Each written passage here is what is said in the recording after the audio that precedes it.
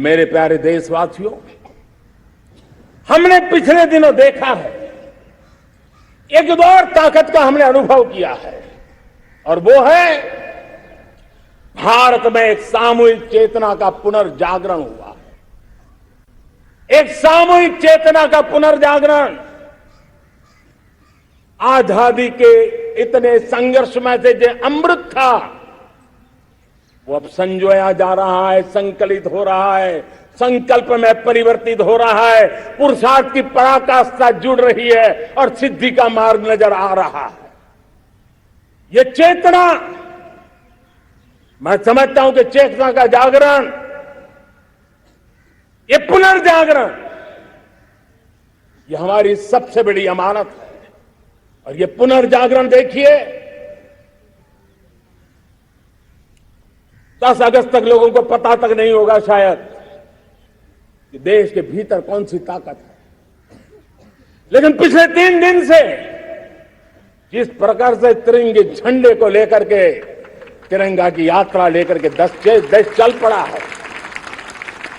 बड़े बड़े social science के एक्सपर्ट्स वे भी शायद कल्पना नहीं कर सकते कि मेरे भीतर के अंदर कितने, मेरे देश के भीतर कितना बड़ा सामर्थ्य है, एक तिरंगे झंडे ने दिखा दिया है।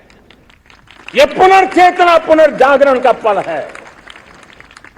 ये लोग समझ नहीं पाए हैं। जब देश जनता कर्फ्यू के लिए हिंदुस्तान का हर कोना निकल पड़ता है, तब उस चेतना की अनुभूति है। जब देश ताली थाली बजा करके कोरोना वॉरियर के साथ कंधे से कंधा मिला करके खड़ा हो जाता है, तब चेतना की अनुभूति होती है। जब दिया जला करके कोरोना वॉरियर की शुभकामना देने के लिए देश निकल पड़ता है, तब उस चेतना की अनुभूति होती है। दुनिया कोरोना के कालखंड में वैक्सीन लेना या न लेना, वैक्सीन काम का है कि नहीं है, उस उलझन में जी रहा था। उस समय मेरे देश के गांव गरीब भी 200 करोड़ डोज दुनिया को चौंका देने वाला काम करके दिखा देते हैं। यही चेतना है, यही सामर्थ्य है। इस सामर्थ्य ने आज देश को एक नई ताकत दी है। मेरे प्यारे भाइयों बहनों, तीसरा एक महत्वपूर्ण सामर्थ्य मैं देख रहा हूं, जैसे एस्पिरेशनल सोसाइटी, जैसे पुनर्जागरण, वैसे ही आजादी के इतने दशकों के बाद पूरे विश्व का भारत की तरफ देखने का नजरिया बदल चुका है। विश्व भारत की तरफ गर्व से देख रहा है, अपेक्षा से देख रहा है। समस्याओं का समाधान भारत की धरती पर दुनिया खोजने लगी है। दोस्तों, विश्व का ये बदलाव,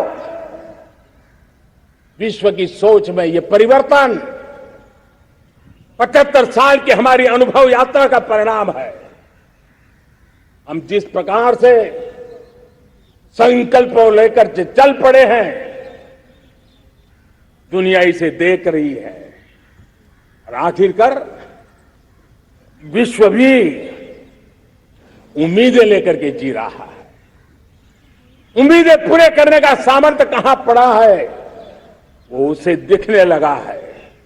मैं इसे त्रिशक्ति के रूप में देखता हूं, 3 सामर्थ्य के रूप में देखता हूं।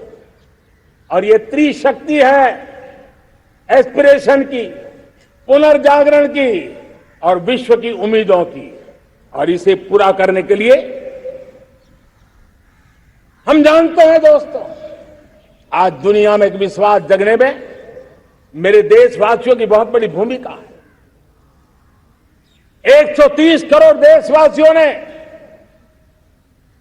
कई दशकों के अनुभव के बाद स्थिर सरकार का महत्व क्या होता है, राजनीतिक स्थिरता का महत्व क्या होता है, पॉलिटिकल स्टेबिलिटी दुनिया में किस प्रकार की ताकत दिखा सकती है, नीतियों में कैसा सामर्थ्य होता है, उन नीतियों पर विश्व का कैसे भरोसा बनता है, ये भारत ने दिखाया है और दुनिया भी इसे समझ रही है।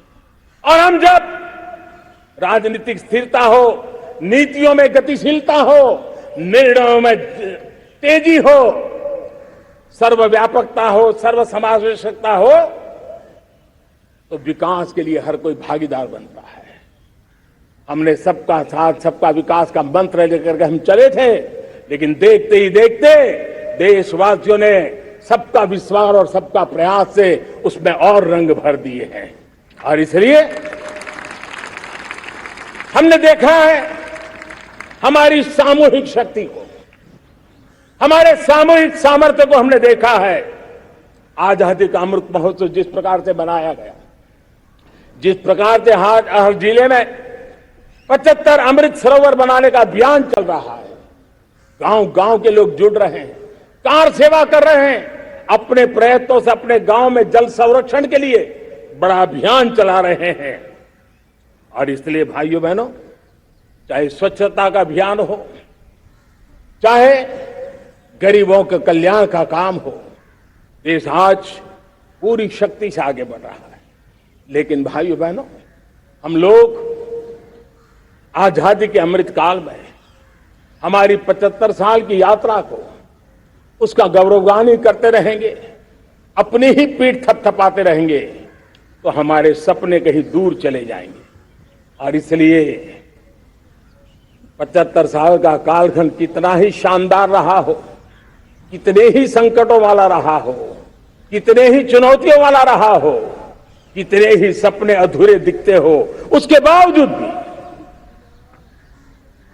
आज जब हम अमृत काल में प्रवेश कर रहे हैं, अगले 25 वर्ष हमारे देश के लिए अत्यंत महत्वपूर्ण है।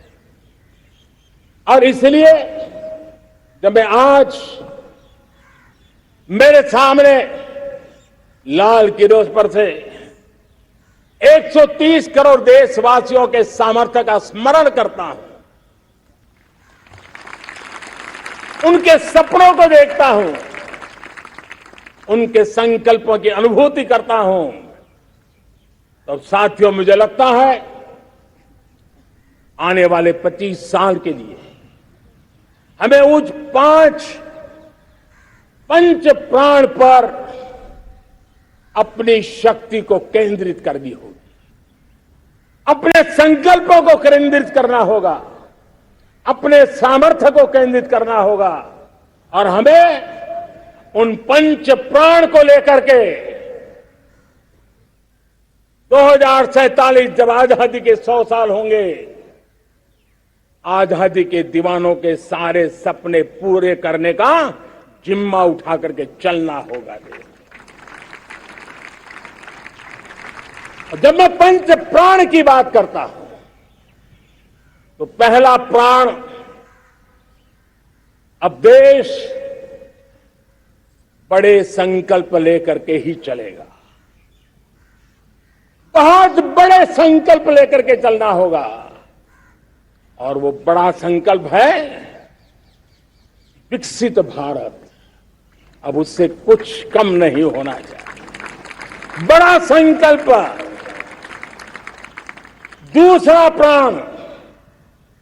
दूसरा प्राण है किसी भी कोने में हमारे मन के भीतर, हमारे आदतों के भीतर गुलामी का एक भी अंश अगर भी अभी भी है, तो उसको किसी भी हालत में बचने नहीं देना। अब 100%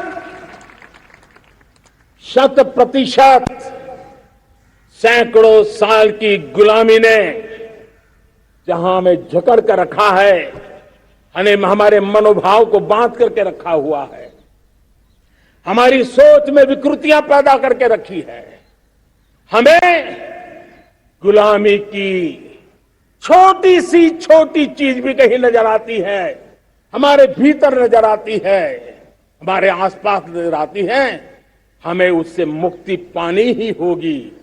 ये हमारा दूसरी प्राण शक्ति है। तीसरी प्राण शक्ति,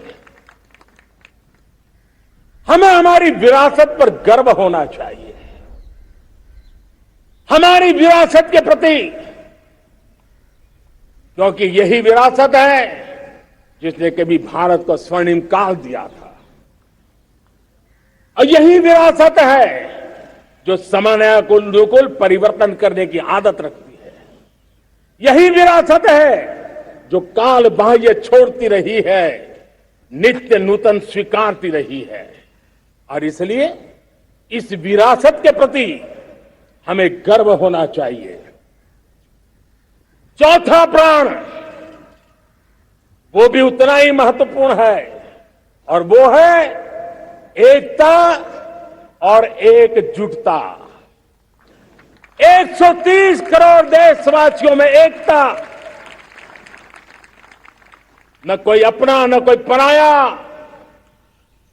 एकता की ताकत एक भारत श्रेष्ठ भारत के सपनों के लिए हमारा चौथा प्राण है। और पांचवा प्राण है नागरिकों का कर्तव्य। नागरिकों का कर्तव्य जिसमें प्रधानमंत्री भी बाहर नहीं होता है, मुख्यमंत्री भी बाहर नहीं होता है, वो भी नागरिक है। नागरिकों का कर्तव्य यह हमारे आने वाली 25 साल के सपनों को पूरा करने के लिए एक बहुत बड़ी प्राण शक्ति है। मेरे प्यारे देशवासियों, जब सपने बड़े होते हैं,